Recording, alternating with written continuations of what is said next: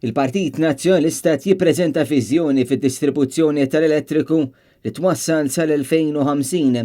Dan ħareġ waqt konferenza tal-aħbarijiet li kienet indirizzata mid-deputat Ryan Kallus u l-kandidati Mark Anthony Sammut u Rebecca Cilja wara li fl-aħħar jiem pajjiżna kompla jesperjenza aktar blackouts fatt ta' lokalitajiet li f'waqtiet qed idumu aktar minn 12 sija.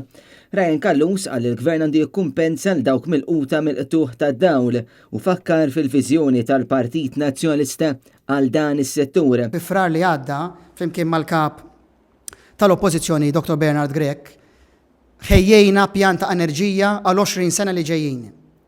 Uħud mill-proposti ntlaqgħu mill-Gvern u tajjeb neħdu pjaċira li xi proposti tagħna qegħdin hemm biex jiġu implementati kemm jista' jkun malajr, anke issa mill-Oppożizzjoni l-poplu jgawdi mill-proposti tagħna.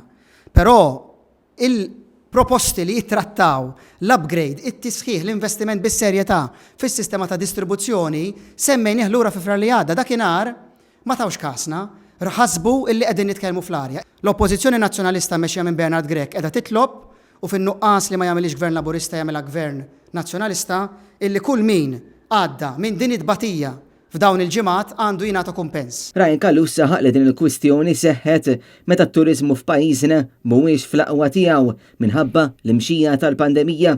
Wieħed allura irid jistaqsi x'kien jiġri kieku dan kien staġun turistiku normali.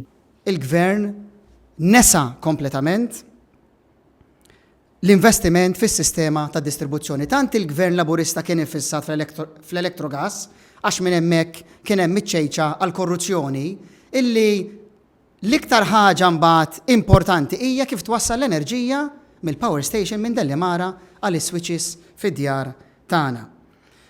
U dan huwa allura nuqqas ta' strateġija li tiegħu qed imbagħtu aħna l-koll. Minnaħa tiegħu Mark Anthony Sammut fakkar kif il-Partit Nazzjonalista wieħed li gvern immexxi minnu se jkun qed jagħti l-flus lura l-poplu wara s-serq fil-kontijiet tad-dawl u l-ilma.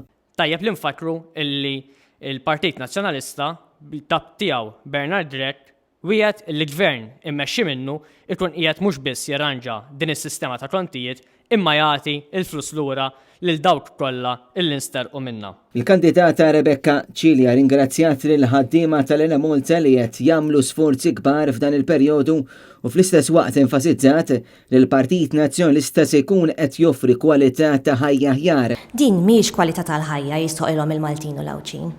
U għalhekk l-inqas li jista' jagħmel dan il-Gvern huwa li jagħti kumpens lil dawn il-familji. Il-kelliema tal-Partit Nazzjonalista qal u l-konferenza tal-aħbarijiet billi sostnew l-raġuni ta' dan kollu hija li dik li kellha tkun ir-roadmap tal-Labor ikkonċentrat biss fuq politika ta' skandli u li gawdu biss tal-qalba u traskurat id-distribuzzjoni tal-elettriku fid-djar.